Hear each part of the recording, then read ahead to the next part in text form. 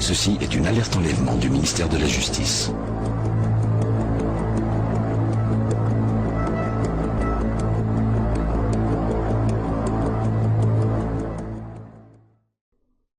Oula, la carte d'Elimination Chamber. Ah oui, alors Stradamus, oui, comme vous voyez, habillage de folie, parce que là je vais faire les pronostics totalement à l'arrache. Si vous me voyez bien couvert, c'est parce qu'en plus je couvre un truc, je suis pas sûr que je sois dans... Voilà, super bien. Et je suis à quelques doigts de partir en vacances en même temps. Donc c'est pour ça, il n'y aura pas de 3 CFM la semaine prochaine, où avec mon équipe, le Divine Flow, on va vous faire le grand débrief de ce Elimination Chamber. Donc déjà, j'annonce, pas de... Et puis semaine de vacances aussi, je vais être un peu au calme, j'ai besoin un peu de me ressourcer, parce que j'ai tellement de travail. Oula, et puis, vous le savez, mes activités implantées dans le catch français. 2 mars, à Ploine, Westcatch. Et on a une carte quand même qui commence à se décider, qui commence à être bien mignonne, les copains. Travis Banks fera face à Tristan Archer, c'est un peu le match vedette, qui... Va-t-il voler la vedette à la réelle vedette, le champion Westcatch, Monsieur Tom Laroufa qui défendra contre nul autre que Peter Fisher. Il y a plein de combats qui sont en train d'être annoncés. Le championnat Delta de Louis Napoléon, remis en jeu contre Aigle Blanc, Christian le surréaliste, Jérémy Pépin, Jack Spain, enfin bref. Puis la chose la plus importante, les amis, c'est que je pars en campagne. Voilà, et j'espère que vous serez tous là, mes fidèles sujets, membres du News Story Order ou pas, voilà, de la communauté CSL Catch. À un moment, bureau exécutif de Westcatch, j'en peux plus. Moi, il n'y a pas d'organisation, tu vois, chez WWE. Il y a une autorité qui peut-être vous casse les couilles, moi je les trouve très bien, ces gens-là. Il y a une autorité, et bien il faut qu'il y ait une autorité présente, visible. C'est quoi le bureau exécutif? À un moment, on ne sait pas qui tire les ficelles, qui valide les matchs. Les choses se font n'importe comment. Donc Stury en campagne, à Ploine, je décide, je fais un putsch. Voilà, un coup d'état, comme dirait Tristan Archer. Je fais un coup d'état et je prends le pouvoir. Parce qu'à un moment, stop. Voilà, donc très bien. Soyez présents le 2 mars à Ploine. Donc on est dans l'instant promotion dimanche 17 février. Super kick-off avec Norbert et Rabi, ça sera un peu décalé. On va faire le super kick-off à 18h. Tapons 18h précise pour le super kick-off. Comme ça, vous pourrez enchaîner 20h40 sur J1. Vous allez pouvoir suivre. Vous allez pouvoir suivre New Beginning, commenté par Norbert Feuillant et Alain Mistrangelo. Tu vois, comme ça, tout s'enchaîne. Et dans la foulée, comme ça, vous pouvez prendre Elimination Chamber, ça fait quand même une soirée catchesque, de 18h jusqu'à 4h, 5h du matin, je sais pas, avec les pay-per-view WWE, jusqu'où ça peut aller, et ben vous avez une soirée qui est toute faite, qui est bien remplie, c'est pas mal, voilà, c'est bien d'être fan de catch en 2019, toujours, fantastique. Bon, la carte d'Elimination Chamber. Celle-ci, déjà, j'ai attendu presque le dernier moment pour faire la carte, parce que je me suis dit, je vais attendre quand même Raw et SmackDown pour savoir s'il y a d'autres matchs annoncés, tu vois, s'il y a d'autres rivalités mises. Mais non, on a 7 matchs, figure-toi. Ouais, on a que 7 matchs annoncés sur la carte. Pas de championnat des États-Unis, non.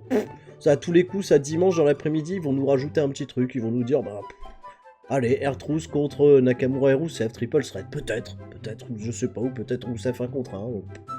Aucune idée. Les championnats par équipe de Raw, y a rien, non. J'aurais pensé que, voilà, le Revival, on aurait bien aimé voir le sacre, tu vois, en pay-per-view, même dans un kick-off, on s'en fout, tu vois, mais non, même pas, rien.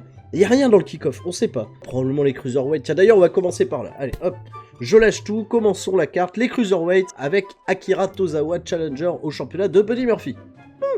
Il me semble pas qu'ils aient eu l'occasion de s'affronter un contre un parce qu'Akira Tozawa, si vous vous souvenez bien, il faisait la transition avec Pac, à l'époque avec Neville. Il a été déjà champion Cruiserweight, donc là on a un ancien champion Cruiserweight contre l'actuel Buddy Murphy, qui, selon moi, selon toute vraisemblance, devrait conserver ce championnat Cruiserweight. Peut-être que Tozawa, on lui donne ça pour le remercier, j'en sais rien. Allez, le résultat fait quand même peu de suspense. Si je voulais prendre des risques, c'est pas sur ce match-là. Victoire de Buddy Murphy. Et je suis dans le flou total pour savoir qui sera un challenger suffisamment crédible et attirant pour la carte de WrestleMania. Pour moi, au vu du mérite, on va reprendre la grande expression de CSL Catch, le mérite, j'aimerais bien voir Tony Nese impliqué dans le championnat Cruiserweight depuis le temps qu'il court, tu vois, derrière le truc, mais Buddy Murphy, c'est son pote. C'est ça qui est un petit peu particulier. À tous les coups, on va se retrouver avec un multi-man match, tu vois, dans le kick-off de WrestleMania. Enfin bon, là, tu vois, tous les pronostics d'Elimination Chamber, je les réfléchis vraiment en fonction de WrestleMania. Il y aura Fastlane entre deux, mais voilà, je suis obligé de penser à WrestleMania. Bah oui, WrestleMania quand même, faut pas déconner. Donc, alors, qu'est-ce qu'on a là? Oh la bouche, Baron Corbin contre Braun Strowman. tu le vois, mon instant de solitude, là, quand je regarde ce match, Baron Corbin contre Braun Strowman. Mais là, on sait même pas où on va, tu vois. C'est Braun Strowman. Quelle est la destinée de Braun Strowman concrètement vers WrestleMania? Maintenant qu'on sait que Seth Rollins contre Brock Lesnar, Braun Strowman c'est le grand perdant de cette année 2000, enfin de la saison. Hein, moi j'aime bien parler en saison 2018-2019. C'est l'incroyable grand perdant. Il a tout perdu le mec.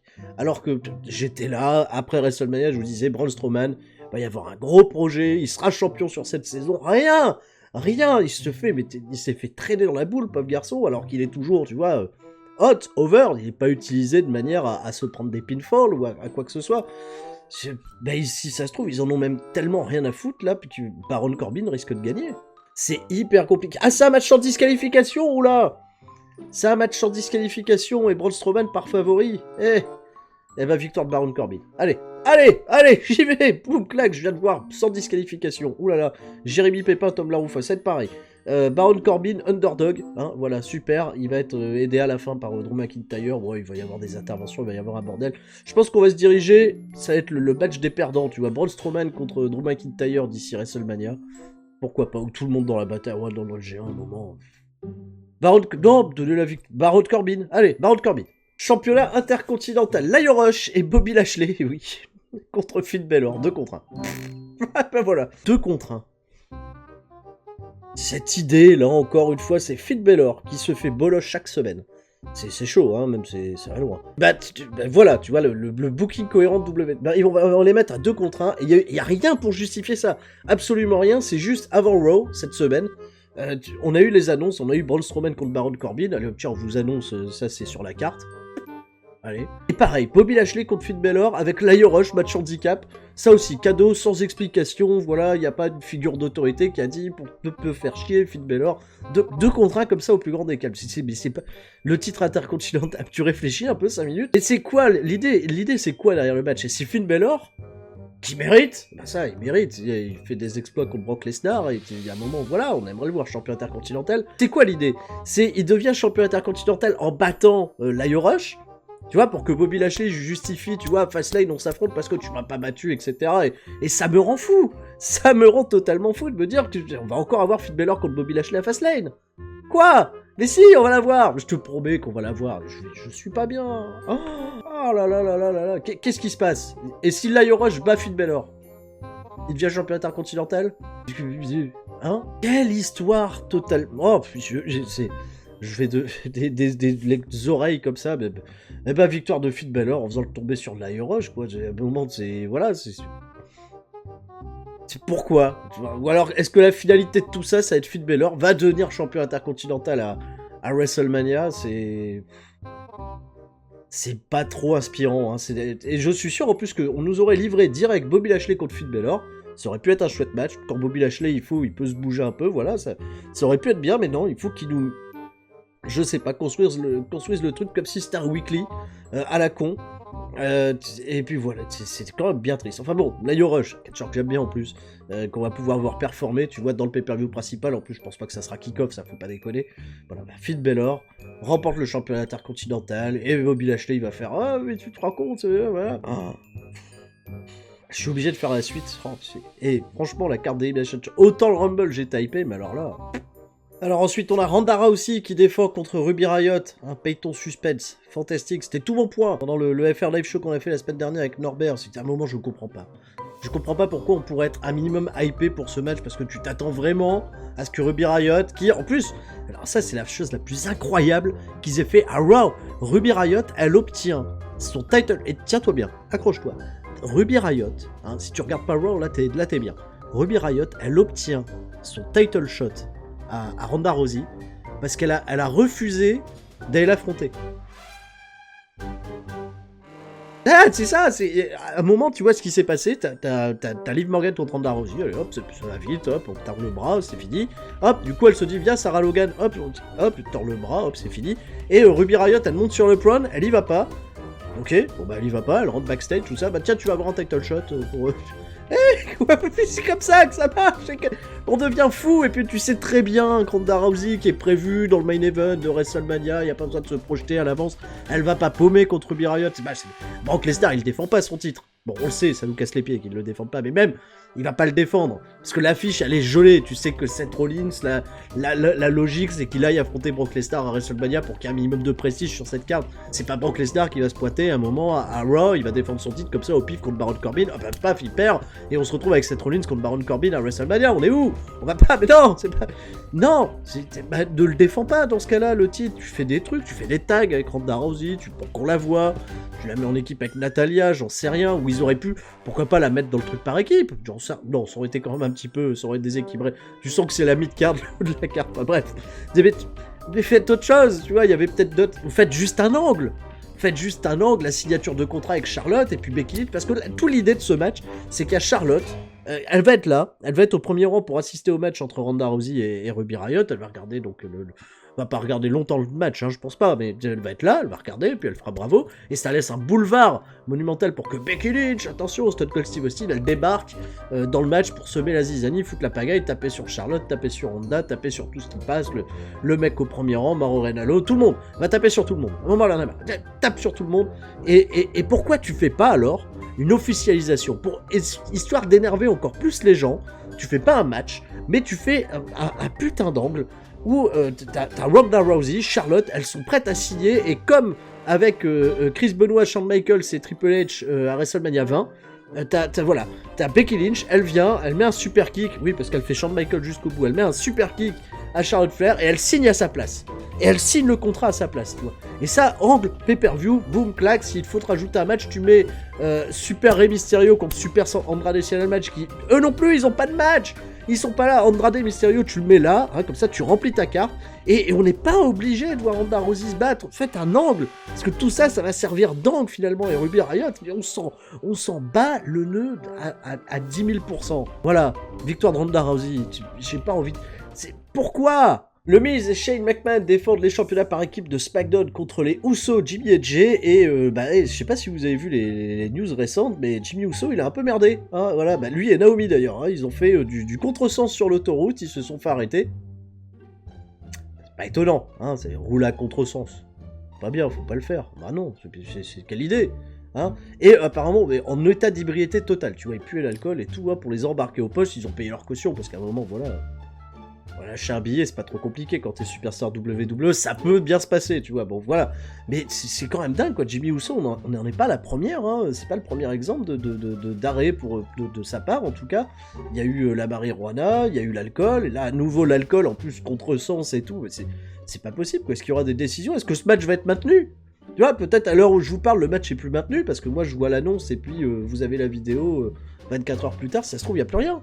Voilà, il n'y a plus de Jimmy Uso et Jey Uso, c'est terrible. Bon, je pars dans l'hypothèse où c'est maintenu cette affaire et on verra bien. Je suis quand même convaincu, c'est divertissant. Miz et Shane McMahon, ça va, ça m'amuse pas trop mal. Le segment qu'ils ont eu avec les Usos au dernier SmackDown était plutôt chouette, parce que les Usos, ils sont sérieux, tu vois, dans l'idée, tu vois, double super kick, Balek, tu vois, ça va. The Bar avait été très sérieux aussi, et puis finalement on a eu un match qui était très divertissant, donc ils peuvent peut-être amener le truc, mais c'est la direction que ça prend avec Shane McMahon. Shane McMahon, il est capable, tu vois, avec Miz dans son équipe, ils vont battre toutes les meilleures équipes de SmackDown. Est-ce que l'affaire va splitter à un moment ou pas, ou est-ce qu'ils vont perdre le titre connement en weekly et on s'en fout, mais c'est quand même très étonnant de voir comment la dynamique prend entre les deux et comment ils ont envie de nous faire passer un Shane McMahon qui est capable, tu vois, de tenir tête aux meilleurs catcheurs déjà de la division par équipe, et c'est quand même pas des peintres, hein, les mecs, c'est, voilà, les Usos c'est pas des peintres, même en solo c'est pas des peintres, The Bar c'est loin d'être des peintres, et Shane McMahon, tu vois, il est capable d'avoir des séquences et de prendre le dessus sur ces mecs-là, easy in the nose, tu vois, parce que le Miz, t'as même plus l'impression que c'est le personnage comique de l'histoire, et qu'il est plus axé secondaire, en fait. C'est pas banal du tout. Ça fait pas trop de doute pour moi, le Miz et Shane McMahon vont conserver les championnats, parce que l'histoire se veut d'être racontée comme ça, malheureusement, et les Usos, bah tant pis pour vous, les copains, hein. Si vous êtes là, hein, si Jimmy il a pas trop merde, Jimmy Uso quand même. Hein, c'est pas bien chouette ce que vous faites, monsieur Uso. Voilà, c'est... Non, faut pas faire ça, attention, hein. Moi, Non. Ouh là là. Prudence sur la route, hein, les copains. Allez, les championnats par équipe féminins. Hein. Enfin là, comme ça, Elimination Chamber. 6 équipes, hein, concours pour ce championnat. Bravo. Hein, voilà, félicitations, hein, le Women's Revolution toujours. Parce que chaque équipe de Raw a eu un match de qualification. Ils ont tous dû passer par un match de qualification pour rentrer dans la Chamber. À SmackDown, il suffisait juste de faire une vidéo. Voilà. De promo, on est dedans. Ok, all-in, ça marche, vous êtes dans le truc.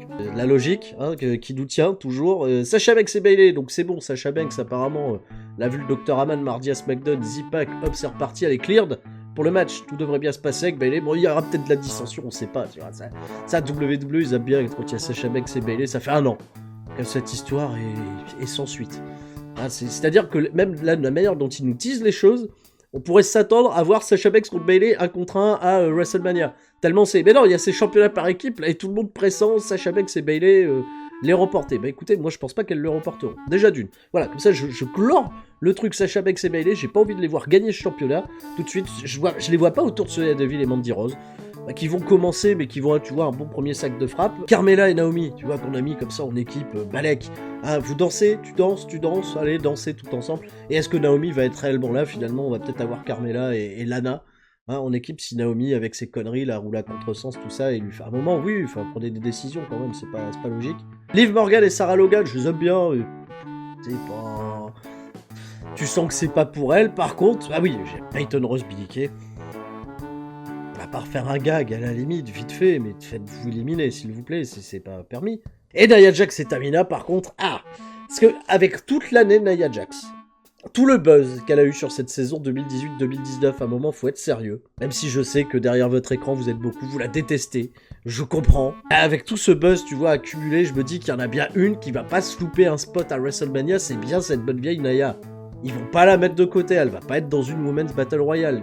Ils vont faire un truc pour Nia Jax. Et si les championnats par équipe ont été créés, c'était peut-être pour légitimer, tu vois, ces catcheuses qui sont un peu en dessous du truc, hein, qui sont pas forcément top, parce que tu sais que tout le bordel va être pour voilà, Becky, Charlotte, Ronda Rousey, voilà, Nia Jax. Ils vont pas la reléguer tout en dessous, tu vois, ils vont quand même lui mettre un petit cadeau, un petit billet de remerciement. Je pense que ce championnat ira pour Tamina et Nia Jax, ce soir, voilà. Elimination Chamber, voilà, puis comme ça, Bayley et Sasha Banks, elles iront en chasse, tu vois, elles iront courir derrière le truc, s'affronteront, ils feront peut-être un tag comme ça, j'y crois plus, Lita et Trish Stratus, j'y crois absolument plus, c'est pas nécessaire, faut pas faire ça de toute façon, je préférerais voir de l'action, une histoire David contre Goliath, bien racontée, on n'a pas besoin d'avoir un work rate fort. Sasha Banks, Bayley contre Tamina et Nia Jax, ça peut être voilà, très très bien. De toute façon, elles vont sortir émérites, même si elles perdent Sasha Banks et Bayley, au final, parce qu'elles auront commencé le truc en première. Nia Jax et Tamina, je les vois bien dans le spot feignante et rentrer les dernières, donc voilà, et ça c'est parfait, voilà, victoire Nia Jax, Tamina, hein, ça vous enchante, hein, qu'est-ce que je dois en penser, moi, voilà, moi je donne un pronostic. Et enfin, le main event, peut-être le seul match qui me hype un minimum sur cette carte, parce que t'as vu jusque-là, tu sens l'emballement. Hein. On a Daniel Bryan qui défend le magnifique championnat en bois. Hein. Très beau, très joli, très belle ceinture. The New Daniel Bryan qui défend contre Samoa Joe, contre Randy Orton, hein, qui s'est qualifié, qui est le dernier entrant dans le truc. Ça c'était couru d'avance. Randy Orton, juste le dernier dans le gauntlet. Juste à RKO, je l'avais vu à des kilomètres ce truc arriver. Et Randy Orton, comme au Royal Rumble, je vous l'avais dit, le spot feignasse. Hein, qui rentre en 29, et ben là, dernier rentrant, ils en foutent pas une. Il est exceptionnel, Randy Orton, je l'adore. AJ Styles, le champion sortant, Jeff Hardy, hein, qui est là pour déconner, pour faire un petit flip, voilà, un petit truc du haut d'une chambre, hein, un Swanton Bomb ou mourir, hein, voilà, comme... Et Kofi Kingston. Normalement, le spot était, donc vous le savez, pour Mustafa Ali, qui est malheureusement blessé, mardi, commotion cérébrale, c'est dommage. Mustafa Ali, qui était probablement le babyface avec le plus de momentum pour faire le truc. En tout cas, c'est lui qui me hypait le plus. Hein, et Vlatipa, qu'à SmackDown, on apprend qu'ils vont donner le spot, tu vois, à un membre des New Day. Au début, tu sais pas lequel, et finalement, ils ont choisi Kofi Kingston. Mais ça m'a un peu angoissé au début quand j'ai vu ça. Je regarde SmackDown. Puis je me fais, ils vont mettre, je sais pas, vu qu'ils ont pas annoncé Rey Mysterio, Andrade Cien Almas, ils vont mettre l'un des deux. Peut-être, hein. Non, rien, ils sont même pas annoncés. Leur match, il est même pas annoncé. C'est fou ce truc, cette angoisse. Enfin bref, pas de Nakamura, pas de Rusev, pas d'R-Truth pour déconner, pas de Ty Dillinger, tu vois. Bon, bah non, ça risque pas. Et non, un New Day. Ok, et c'est Kofi Kingston. Et dans le Gauntlet, ils le font démarrer, 1 contre 1, il bat Daniel Bryan. 20 minutes, ils ont fait durer le truc. Tu sens que Bryan, de toute façon, dans sa nouvelle position, tu vois, de catcher heel, c'est pour lui. Et il a décidé, Bryan, tu vois, de faire un peu mousser, tu vois, des catcheurs et de se faire comme ça des affrontements un peu inédits. Je sais pas s'il y a déjà eu un Kingston contre Daniel Bryan, mais c'était agréable à suivre, quoique peut-être un peu trop long à mon sens, mais bon, ça va, ça passe. Et Kingston bat Bryan, avec intervention, enfin bref, il y a un petit truc, mais c'est surprise, gros upset. Kingston bat Bryan, ok, soit. Derrière, il bat Jeff Hardy. Ah ouais, merde, l'affaire est sérieuse. Et il va faire il va faire une Pedro Morales à son âme qui vient de nous quitter à Samoa Joe. Tu vois, pendant le Coquina Clutch, il roule en arrière, il lui cloue les épaules au sol, comme vous avez vu avec Shayna Baszler et Carissa. Il faut savoir que Pedro Morales, je sais pas si c'est un hommage rendu volontairement, Pedro Morales avait remporté son championnat à l'époque à peu près de la même manière. Je sais plus si c'est une full Nelson qui compte de la même manière, mais bref. Tu vois, le jour de son décès, c'est pas banal.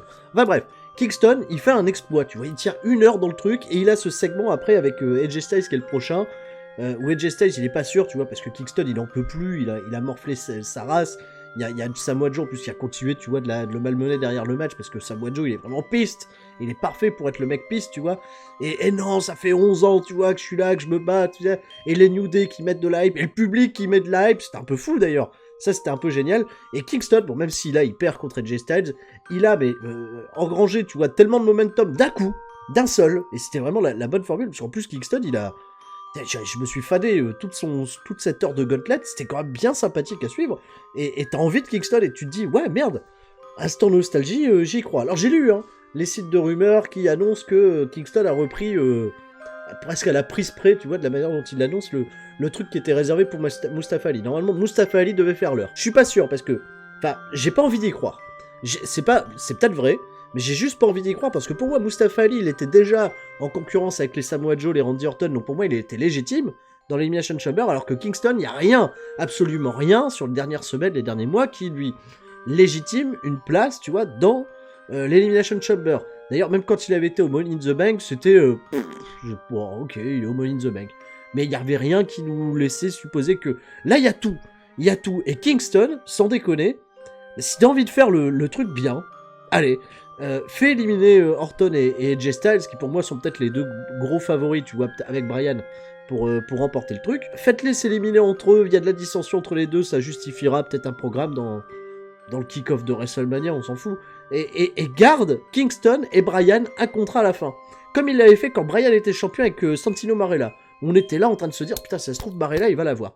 Et faites la même chose avec Kingston, gardez-le, et même sans déconner. Allez, pour la plus grande, pour le délire total, vous pouvez pas filer le titre à Kingston? Allez, juste comme ça.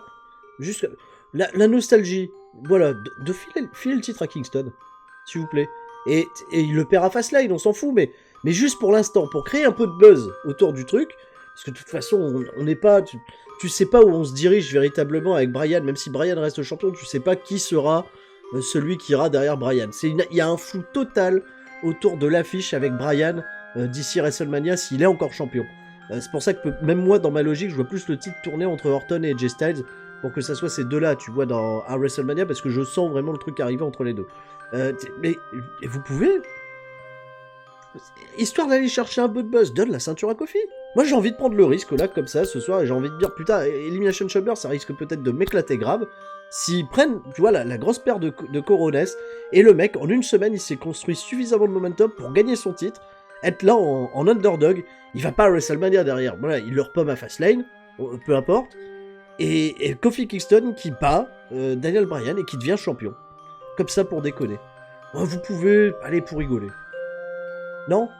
Je suis totalement fou, Asturie, il était totalement perdu. Mais en même temps, t'as vu toute la carte que je viens de me fader derrière. À un moment, j'ai envie de rêver, j'ai envie de me dire, allez, fais un truc fun, ça va me plaire. Je vais arriver dimanche, 18h, Super Kick-Off avec Norbert Arby, je vais leur annoncer, bah écoute, je suis derrière Kofi Kingston Champions Project. Allez. Eh ben allez, eh ben je parle là-dessus. Voilà, comme ça c'est fait. On se retrouve dimanche, 18h. Moi je serai en vacances, et comme je vous dis, il n'y a pas de 3CFM derrière, je vais me reposer.